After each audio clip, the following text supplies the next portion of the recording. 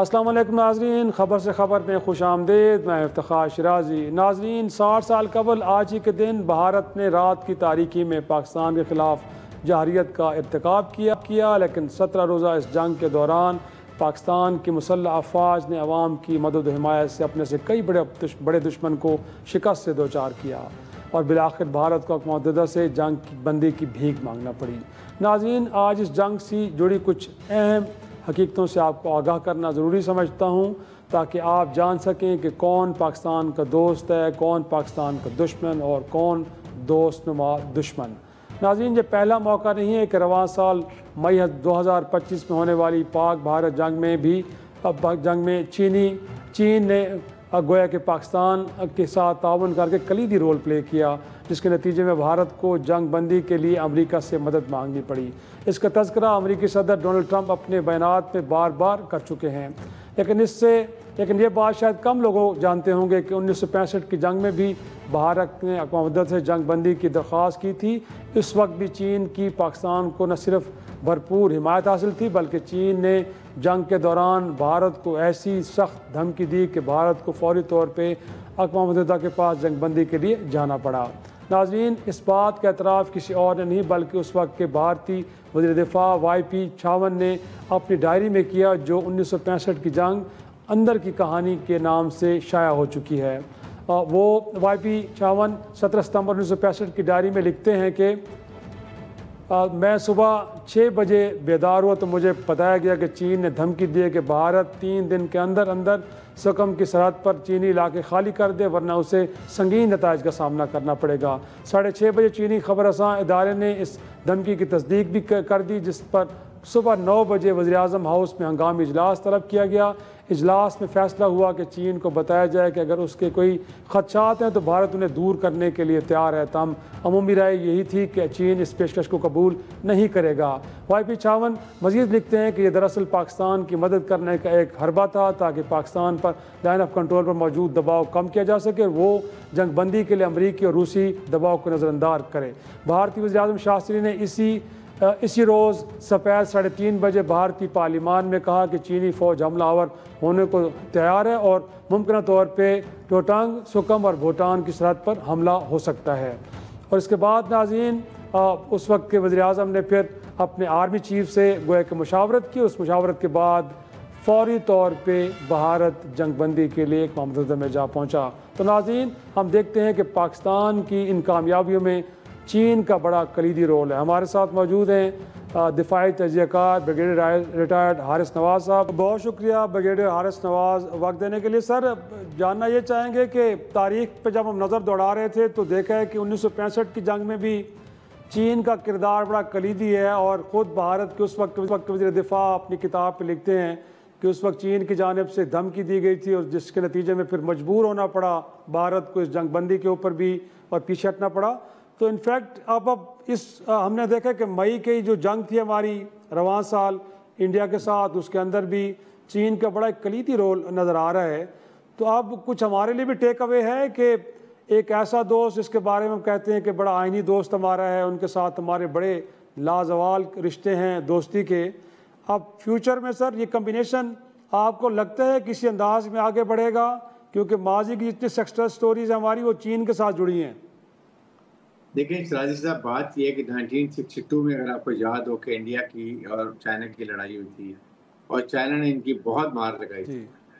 اور اس کے بعد پھر 65 میں چونکہ پاکستان آپریشن جبرالٹر اگر یاد ہو، چھم سے گئے تھے تبھی کراس کیا، اخنور پہنچ گئے، اور جب ان کو فکر ہوئی کہ کشمیر ہاتھ سے نکل رہا ہے تو انہوں نے پھر جا کے سیالکوٹ میں، لاہور میں اور برقی سیکٹر پہ 3 مارچ پہ اٹیک کر دیا، اور بڑے مزے سے پلان کیا کہ آرام سے ہم جیسے پاکستان فوج بڑی کمزور ہے، ہم 10-11 بجے جا کے لاہور جمخانہ میں ناشتہ کریں گے، ناٹ ریلائزنگ کہ پاکستان کی فوج جو ہے وہ بڑی بیٹل ہارڈنڈ، اس کے بعد بہت ٹرینڈ، آپریشن ریڈینس، جذبہ ایمانی اور شہادت، یہ تمام چیزیں فورس ملٹیپلائی ہوتی ہیں۔ اور یہی آپ نے دیکھا اتوا بیمار کے حق کے اندر بھی، کہ یہی پوری قوم اکٹھی ہو گئی سپہ سالار فیلڈ مارشل آصف منیر کے چھتری کے نیچے، اور انہوں نے کس طریقے سے مقابلہ کیا۔ وہاں بھی پوری قوم اکٹھی تھی. اس وقت اتنا جذبہ تھا, یقین کریں میں بالکل چھوٹا بچہ تھا, کہ مجھے یاد ہے کہ اگر ایک جیپ آتی تھی شہر میں, لاہور میں, شہر کے اندرون شہر میں, پوری عورتیں وہ اپنے گھر کی چیزیں, برتن, رضائیاں, بسترے, چادریں, ڈرائی فروٹ, بسکٹ, جو چیز آپ سمجھتے ہیں ان کا بس نہیں چلتا تھا کہ پاکستان کی فوج کو دے دیں. اتنی محبت اور اتنا جذبہ ساتھ. اور اسی وجہ سے آپ, مجھے اچھی طرح یاد ہے کہ جب راوی کے انہوں نے کہا جی راوی کے دریا کے اوپر ایک دشمن نے چھاتا بدار فوج اتار دی, تو ہمارے نوجوان ڈنڈے لے کے, لاٹینیں لے کے بھاگ پڑے. ناٹ تیار ہوں گے, یہ جذبہ تھا اس وقت. اور میڈم نور جہاں کے آنیسٹلی جو نغمے تھے ٹرانسسٹر پہ, اسی طریقے سے اب بھی آپ دیکھیں اس وقت چائنا کا جو رول ہے نا, چائنا پاکستان آئرن بردرز, یہ انڈیا کو غلط فہمی نہیں ہونی چاہیے, نہ کسی اور کو ہونے چاہیے. جو بھی ہمارے ریلیشن شپ, ہمارے دیکھیں ڈپلومیسی میں you have relation with everybody. آپ امریکہ سے بھی تعلقات رکھتے ہیں, آپ رشیا سے بھی رکھتے ہیں, آپ یورپی یونین سے رکھتے ہیں, لیکن چائنا پاکستان کی دوستی یہ لازوال ہے, اس کو کوئی چینج نہیں کر سکتا. اور آپ نے دیکھ لیا مار کے حق پہ بنیان مرصوص میں کہ کس طریقے سے چائنا نے پاکستان کو سپورٹ کیا, لیکن پاکستان نے بھی پورا حق ادا کیا. جو ویپن سسٹم دیے تھے ایسے استعمال کیے کہ انڈیا کی ماں مر گئی. یقین کریں ان کو 6 گھنٹے میں جو ان کے ساتھ ہوا ہے, اور وہ امریکن پریزیڈنٹ میں روتے ہوئے گئے ہیں کہ خدا کے لیے یہ چیز فائر کرائیں. پاکستان نے پتہ نہیں ہمارے ساتھ کیا کیا, ہماری 70% دہلی کی لائٹ آف ہو گئی ہے, ان کے کور چیف آرمی اسٹاف کے ہم نے پورے کانفرنسز کو ہیک کر لیا, اس کے بعد ہم نے ان کے سارے رافیل گراؤنڈ ہو گئے. تو یہ بہت بڑی چیمن ہے, یہ پھر کنٹینیو, اس میں کوئی ڈاؤٹ نہیں ہونا چاہیے. اور لاسٹلی سر یہ بھی جاننا چاہوں گا کہ کہتے ہیں کہ امریکہ کو سپر پاور بنانے میں بھی پاکستان کا کردار تھا فال آف رشیا کے بعد. اب چین رائز کر رہا ہے عالمی طاقت کے طور پہ, اور آپ کو لگتا ہے کہ اس میں بھی پاکستان کا بڑا ایک کلیدی رول ہوگا؟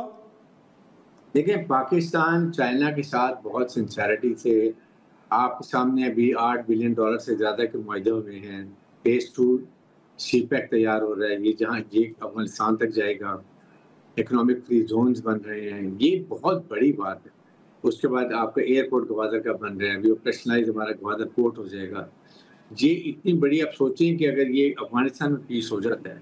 جو چائنا بھی اور پاکستان کوشش کریں, ابھی افغان طالبان بھی ہمت کر رہے ہیں, تو پورا رشیا, سینٹرل ایشیا, اس کے بعد افغانستان پیسفل کا مطلب ہے کہ بلوچستان پیسفل, اور ہمارا گوادر پورٹ بن جائے گا, سی پیک بن جائے گا. ادھر کاشکر سے چائنا 8-9 دن میں یہ گوادر پہنچ جاتے ہیں. اگر وہ مین سی روٹ سے آتے ہیں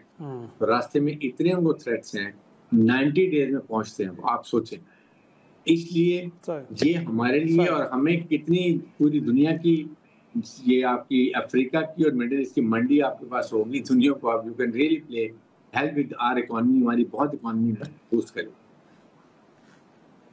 بہت شکریہ بریگیڈیئر ریٹائرڈ ہارون نواز پر تفصیل بتا رہے تھے. ناظرین ایک چھوٹا سا بریک, اور بریک کے بعد کچھ پاکستان کے عدالتی نظام پہ نظر دوڑائیں گے. کیا واقعی لوگوں کو فوری اور سستا انصاف مل رہا ہے کہ نہیں؟ ایک چھوٹی سی بریک سے واپس آتے ہیں, گفتگو کے سلسلے آگے بڑھائیں.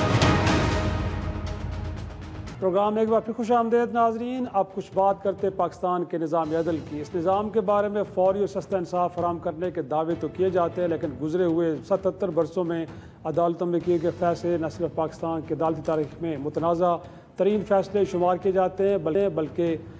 کہا جاتا ہے کہ کچھ فیصلے جس میں نظریہ ضرورت کے تحت ماشاء اللہ کو جائز قرار دیا گیا, تو کبھی ملک کے منتخب وزیر اعظم کو جھوٹے مقدمے میں تختہ دار پہ لٹکایا گیا, اور کبھی ایک فوجی عامر کو آئین میں منمانی ترامیم کرنے کا اختیار دیا گیا. ناظرین, ججز کی تنخواہوں اور مراعات کے لحاظ سے پاکستان دنیا کے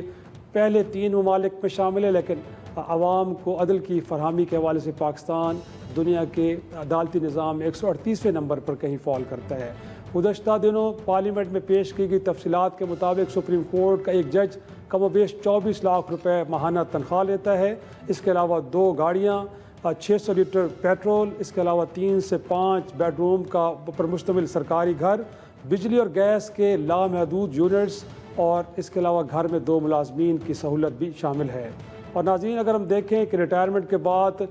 2010 میں کہ جب پاکستان میں ایک فیکٹری کا مزدور کم سے کم اجرت 7,000 روپے لے رہا تھا، اس ملک میں ایک ریٹائرڈ جسٹس 5,60,000 روپے پینشن کی مد میں حاصل کر رہا تھا، جبکہ یہ رقم بڑھتے بڑھتے 2024 میں اب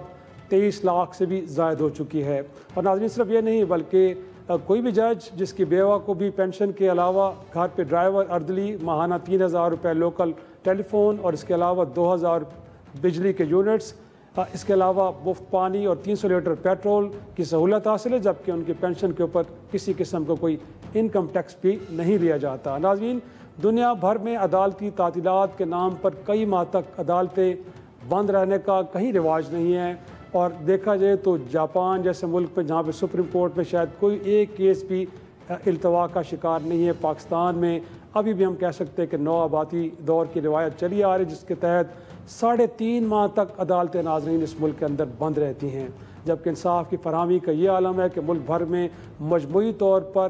1,22,000 کیسز زیر التوا ہیں عدالتوں میں، جبکہ صرف سپریم کورٹ میں 57,000 سے زائد کیس زیر التوا ہیں۔ اس دوران کئی درخواست گزار ایسے بھی ہیں کہ جو اپنی درخواست کی سماعت کا انتظار کرتے کرتے اس دنیا سے رخصت ہو گئے۔ سپریم کورٹ ہی کے اعداد و شمار یہ بتاتے ہیں کہ 2017 سے 2024 کے دوران کوئی 45 کیسز ایسے موجود ہیں کہ جن میں 7 سال کے بعد سماعت کے لیے انہیں مقرر کیا گیا، تو اس دوران پتہ یہ چلا کہ اس میں سے کوئی 10 درخواست گزار اس دنیا میں اب نہیں رہے، جبکہ 2014 میں توہین مذہب کے ایک مقدمے میں قید شخص 11 سال سے اپنی درخواست کی سماعت کا منتظر ہے۔ ناظرین یہ ہے پاکستان کا عدالتی نظام، جس میں ہم کہہ سکتے ہیں کہ ایک سابق وزیر اعظم ذوالفقار علی بھٹو جن کی پھانسی کی سزا دی گئی، اس کے خلاف جو ریو پٹیشن ہے وہ 13 سال بعد سماعت کے لیے مقرر کی گئی، جبکہ سابق وزیر اعظم لیاقت علی خان اور بینظیر بھٹو کے قاتلوں کا آج تک کوئی پتہ نہیں چل پایا۔ تو ناظرین اگر ہم یہ ساری صورتحال دیکھیں، اور ایسے میں کہ جب اب 26ویں ترمیم کے تحت سپریم کورٹ میں ججز کی تعداد 18 سے بڑھ کے 35 ہو چکی ہے، آئینی بینچز بن چکے ہیں اور کچھ نئی سہولتیں عدالتوں کو حاصل ہو چکی ہیں، لیکن ابھی بھی ہم کہہ سکتے ہیں کہ سپریم کورٹ کے دروازے پہ تو قرآن کی آیت لکھی ہے کہ جب لوگوں کے درمیان فیصلہ کرو تو انصاف سے کرو، لیکن کیا وجہ ہے کہ اس عدالت کے اوپر جسٹس ڈیلیڈ جسٹس ڈینائڈ کا جملہ صادق آ رہا ہے؟ تو یہ وجوہات کیا ہیں، کیوں لوگوں کو سستا اور فوری انصاف نہیں مل پا رہا؟ آج اس معاملے پہ ڈریں گے، اور ہمارے ساتھ ایک آنریبل پینل ہے، مجھے ویڈیو لنک پہ جوائن کہ جسٹس ریٹائرڈ ناصرہ اقبال صاحبہ نے، ان کے ساتھ موجود ہیں سلمان منصور جو secretary high court bar association Islamabad ہے، اور اسٹوڈیو میں جوائن کیا ہے سپریم کورٹ کے معروف وکیل حافظ احسان احمد صاحب۔ بہت شکریہ سر آپ تینوں حضرات کا۔ جسٹس ناصرہ صاحبہ کیونکہ ججز کی بات ہو رہی تو کیوں نہ گفتگو کا آغاز ہی کریں آپ سے، تو یہ جو انصاف میں اس قدر تاخیر کہ لوگ اس دنیا سے چلے جائیں اور ان کی درخواستیں سماعت کے لیے مقرر نہ ہوں، الزام اب کس پہ دھریں، کس کو مجرم گردانیں؟ اصل میں بات یہ ہے کہ نظام ایسا ہے، اگر ایک فریق آ جائے اور دوسرا نہ آئے اور وہ کہے کہ مجھے وقت دے، تو عدالت وقت دے دیتی ہے، اگر عدالت وقت نہ دے تو کیس ان کا فارغ ہو جائے گا۔ تو اصل میں طریقہ یہ ہے کہ کسی کیس کو التوا میں نہ ڈالا، تو اگر نہ ڈالا جائے تو خود ہی فیصلہ ہونا ہی پڑے گا، اور اگر فیصلہ ہوگا تو ہی ہو یا غلط، اس کے اوپر ایک عدالت اور ہے جس میں آپ رجوع کرتے اس کو ٹھیک کرنا۔ صحیح، بٹ ریویو پٹیشنز کے اندر بھی ہم نے دیکھا، جیسے اگر ہم صرف ذوالفقار علی بھٹو کیس دیں، کہ اس طرح کے کئی اور غیر معروف کیسز ہوں گے کہ جو سال سے پڑے ہیں بٹ سماعت کے لیے مقرر نہیں ہوتے، تو کیا اس میں گویا کہ کس کی آپ عدالتی بدنیتی اس کو شمار کریں، کس اینڈ پہ یہ نیگلیجنس ہے کہ چیزیں ٹائملی ایڈریس نہیں ہو پاتی؟ دنیا میں تو ٹائم فریم ہے، جب عدالتوں میں کیسز آتے ہیں تو مخصوص وقت کے اندر ان کو نمٹا دیا جاتا ہے۔ یہ ہمیں بھی ٹائم فریم فکس کرنا چاہیے نا، کہ اگر کوئی بھی عدالت میں آئے گا، کسی عدالت میں کوئی کیس آئے گا تو اتنے دنوں میں یہ فیصلہ اس کا ہو جائے گا۔ اور سلمان منصور صاحب آپ کو گفتگو میں شامل کرے سر۔ اگین بنیادی سوال تو وہی ہے کہ ایسے میں کہ جب حکومت وقت گویا کہ پارلیمان اس ملک کی کلیم کرتی ہے کہ ہم نے انصاف کے نظام کے اندر بڑا اس کو سہل بنا دیا ہے، اب چیزیں بڑی تیزی سے آگے بڑھے گی، ججز کی تعداد بڑھ جاتی ہے، اس کے باوجود بھی گویا کہ ڈیلیورنس آف جسٹس اس میں بڑی ڈیلے ہو پا رہی ہے۔ سر کیا کہیں گے آپ، کیونکہ وکیل وکلاء کے کو ریپرزینٹ کرتے ہیں، تو کس اینڈ پہ گویا کہ خرابی ہے، ہم کہیں کہ جی یہ ذمہ دار ہیں جس کی وجہ سے لوگوں کو سستا اور فوری انصاف نہیں مل پاتا؟ جی آپ کا بہت بہت شکریہ. بات ہے کہ عوام کی طرف آپ مجھے یہ بتائیے کہ عوام کی طرف توجہ 75 سال میں کس کی رہی ہے؟ عوام کو سستا اور فوری انصاف ملے، اس کے بارے میں گفتگو کبھی آپ پارلیمنٹ میں ہوتی ہے، آپ نے دیکھی ہو؟ عوام کو سستا فوری انصاف ملے، حکومت کے چونکہ یہ ایک بنیادی فرائض میں سے شامل ہے، کانسٹیٹیوشنل ڈیوٹیز ہے، کہیں آپ کو یہ نظر آیا ہو کہ کسی حکومت کی یہ پرائیورٹی رہی ہو کہ عوام کو سستا اور فوری انصاف ملے؟ میرا ذاتی خیال یہ ہے کہ 75 ایئرس میں لاسٹ 1947 سے ہماری اشرافیہ کچھ ایسی قابض ہو کے بیٹھی ہے اس کے اوپر کہ جتنی بھی عدالتی بحثیں ہوتی ہیں یا نظام انصاف کے حوالے سے بحث ہوتی ہے، اس میں اشرافیہ کی ذاتی لڑائیاں تو ڈپکٹ ضرور ہوتی ہیں، لیکن کوئی ایسا معیار، کوئی ایسی پروفیشنل ایکسیلنس کی بات، لیگل سسٹم میں پروفیشنل ایکسیلنس کی بات، ججز کی پروفیشنل ایکسیلنس کی بات یا وکلاء کی پروفیشنل ایکسیلنس کی بات، ہمیں تو آج تک نہیں نظر آیا کہ حکومت یا ایوان یا کسی کا بھی یہ ایجنڈا رہا ہو کہ عوام کو اس نظام کو بہتر طور پر ڈیلیور کرنے کی طرف لے جانا ہے. تو ایسی صورتحال میں ہم اور کیا ایکسپیکٹ کرتے ہیں؟ ناظرین پروگرام ایک چھوٹا سا بریک کے بعد واپس آئیں گے، گفتگو کے سلسلے کو آگے بڑھائیں گے. ویلکم بیک ناظرین. حافظ صاحب انفیکٹ آپ کی طرف میں آتا ہوں. آپ کو تو میں ایک طویل مضمون بھی پڑھ رہا تھا جس میں آپ نے دنیا بھر کی مثالیں دیں، پھر اگین ساتھ میں آپ نے کچھ کہا کہ دنیا کے بہت سارے ممالک کے اندر ایک تو پیرلل کوئی ایک طرح سے فورم موجود ہیں جیسے مصالحتی فورمز، اور اس کے ساتھ ساتھ عدالتوں کی لیٹ سٹنگز. سر اگین پاکستان میں کوششیں تو بڑی ہوتی ہیں، بٹ آپ کے سامنے ایک سپریم کورٹ میں 57,000 سے زائد کیسز ابھی تک زیر التوا ہے سر. اس کا باوجود کہ کانسٹیٹیوشنل بینچز بن گئے، ججز کی تعداد بڑھ گئی، خرابی کہاں پہ ہے؟ بسم اللہ الرحمن الرحیم. شرح سے میں سمجھتا ہوں کہ ہماری جو خرابی جو ہے، سر آپ کی طرف آتے ہیں سر، میں تھوڑا سا حافظ احسان آپ سب کو گفتگو میں شامل کر رہا ہوں. ہماری جو خرابی ہے وہ دو جگہ ہے. ایک ہماری خرابی جو ہے وہ لیجسلیشن کے اندر ہے کہ ایک ایسی لیجسلیشن جس کو ہمیں پاکستان آزاد ہونے کے بعد بدلنا چاہیے تھا 1947، جس کا آپ نے بھی اشارہ کیا کہ کلونیل مائنڈ سیٹ بھی تھا، کلونیل لیجسلیشن بھی تھی، کلونیل پروسیجرز بھی تھا، اور وہ ہم نے کیری کیا ہے آج 2025 تک بھی. آپ ووکیشنز بھی دیکھ لیں، 47 سے پہلے بھی اسی طرح کی تھیں، آج بھی اسی طرح ہے. اتنے ہی لیئرز کے اندر آپ کا جوڈیشل سسٹم چل رہا تھا، ٹائم بانڈڈ نہیں تھا، لوگ تنگ تھے، اور انصاف کی فراہمی جو ہے وہ ریاست کی اس دور کی جو تھی وہ ذمہ داری نہیں تھی، چونکہ انہوں نے یہاں کے اوپر ایک اپنا کلونیل جو تھا وہ ایک سبجیکٹ رکھ کے سب کانٹیننٹ کو انہوں نے رکھا ہوا تھا. انفارچونیٹلی ہوا یہ ہے کہ 47 کے بعد ان چیزوں کو بدلنا چاہیے تھا. اب پارلیمنٹ نے جو ہے آج بھی ہمارا 1860 کا پینل کوڈ ہے، 1898 کا کرمنل پروسیجر کوڈ ہے، 1908 کا جو ہے وہ ہمارا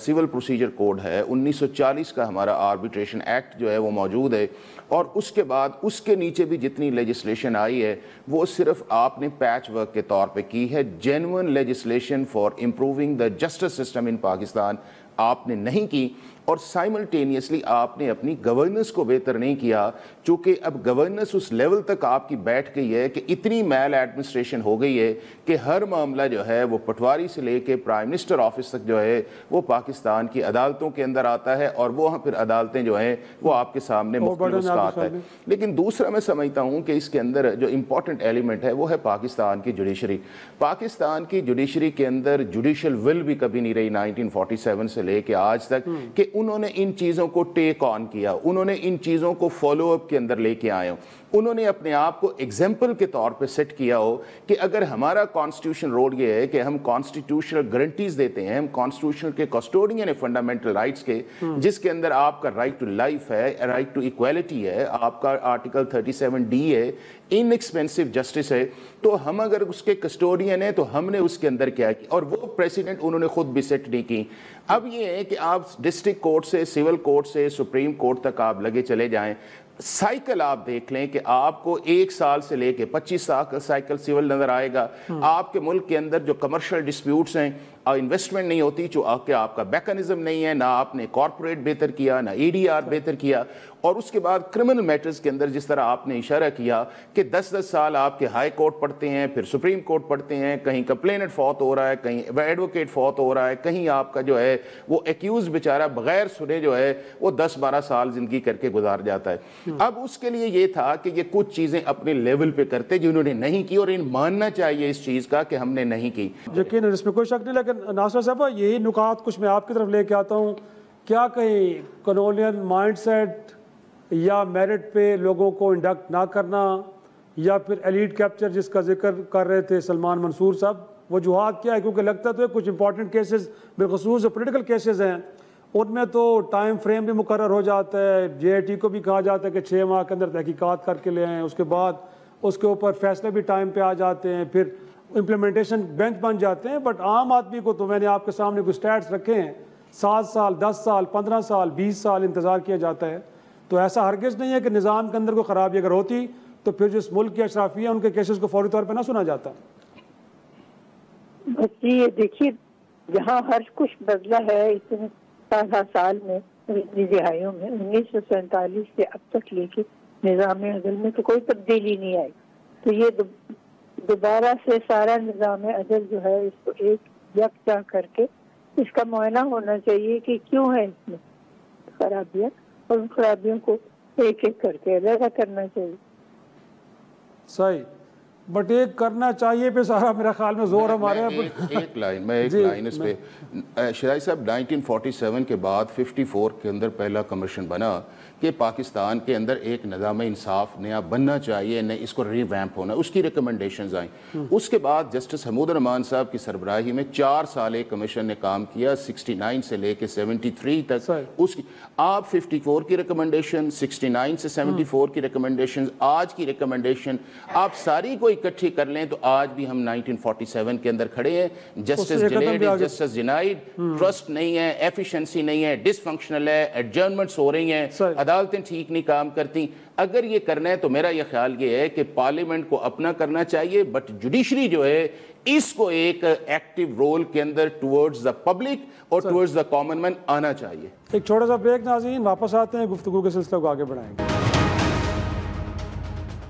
پروگرام میں ایک بار پھر خوش آمدید. سلمان صاحب، انفیکٹ اگر دیکھا جائے تو سر بارز کا بھی رول تو ایک واچ ڈاگ کا تو ہے. مجھے تو لگتا ہے یہی ہے کہ عدالتیں اگر صحیح فنکشن نہیں کر رہی تو یقینی طور پہ آپ کا بھی کردار بنتے ہے کہ آپ اس کے اوپر سوالات اٹھائیں. لیکن بڑی بد نصیبی ہے کہ ہمیں لگتا ہے کہ وہاں پہ بھی پولیٹکس زیادہ ڈومینیٹ کر رہی ہے، وجہ یہ ہے کہ عدالتی نظام کو درست کرنے کی کوششیں. تو سر اگر عدالتوں کے اندر بھی چیزوں کو پولیٹیکل نگاہ سے دیکھا جاتا ہے، بارز بھی ایسا کریں گی، تو پھر ہم کہاں جائیں، کس سے جا کے کہیں کہ اس نظام کو سہل کیا جائے، اس کو سپیڈی کیا جائے؟ دیکھیں آپ کی بات بالکل ٹھیک ہے، اور یہ وقت کے ساتھ ساتھ ایک آخری فال آؤٹ شاید اسی طرف آیا ہے کہ جو پروفیشنل باڈیز ہیں اور جو پروفیشنل ایریاز ہیں، دیکھیں لائرز ہو گئے، ججز ہو گئے، پرائمریلی پروفیشنل لوگ ہیں، پروفیشنل ایریا ہے، یہ پولیٹیکل ایریاز نہیں ہیں.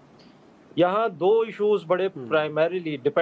واضح ہونے چاہیے ہر کسی کے اوپر، اور اس کے لیے فرسٹ ایفرٹ ہونی چاہیے تھی ہمیشہ سے. وہ ہے quality of professionalism, quality of professional excellence کے لیے کوشش ہونی چاہیے تھی. آپ جو کام کر رہے ہیں اس میں کتنی بہتری لا سکتے ہیں، ٹیکنیکلی بھی،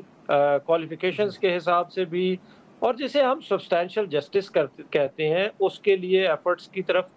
بار کا فوکس آئے. وقت کے ساتھ ساتھ آتا بار کے ساتھ ساتھ جوڈیشری کا بھی ہمیشہ فوکس رہا. آپ دیکھ رہے ہیں کہ جو سب سے بڑا نقصان ملک کی پاور پالیٹکس کا، سیاسی جماعتوں کی پاور پالیٹکس کا ہوا ہے، میں سمجھتا ہوں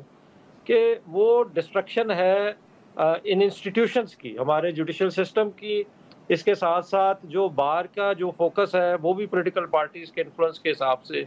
وہ بھی شفٹ ہو گیا ہے، جس میں کوئی ضرورت نہیں ہے. یہ ایک پروفیشنل باڈیز ہیں،